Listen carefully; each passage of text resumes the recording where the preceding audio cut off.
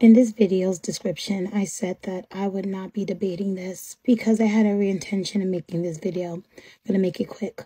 We can equate salvation to something like an RSVP. To those who don't know what an RSVP is, it's a Responde S'il vous plaît, which basically means responding to an invitation within a certain time frame. So let's equate God's kingdom as a great feast. Salvation is your RSVP for you to attend that feast and have a seat at the table. You have a certain amount of time to respond to that invitation, which is your life. However, the deadline for that response is the end of your life. If you do not respond, then you don't get to come into the feast.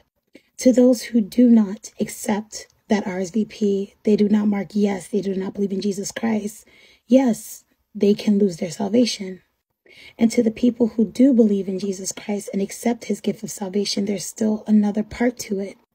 To believe in Jesus means that you believe in the one who sent him, which is the Father. And if you believe in the Father, that means you love him and you would want to keep his commandments. And this is corroborated when Jesus says it in John 14:15. If you love me, you would keep my commandments. The unfortunate reality is that a lot of people claim to love God. They claim to love Jesus. However, it's only lip service. They don't actually show that love in their actions.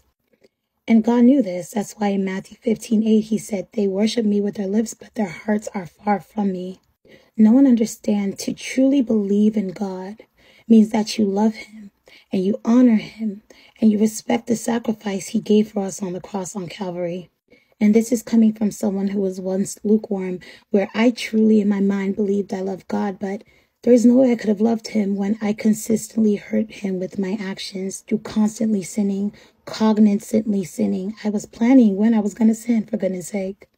And the truth of the matter is that you cannot believe in God without loving him, and you cannot claim to love him without keeping his commandments, because it just comes to you to want to do better by him. And so while the first step of receiving your salvation is accepting that RSVP, accepting that gift, you also have that responsibility to follow his commandments. And Jesus makes that clear in scripture. The very idea of being saved means you're being kept away from something. You're being reserved for something. And you have to ask yourself, what is that something? Scripture is clear in this. It's judgment. It's the lake of fire. That's what we're being saved from. And that's what the gift of salvation is about, helping us so that we do not fall into that eternal damnation. So search your heart and ask yourself if you're taking advantage of the free gift Jesus gave us. Be blessed.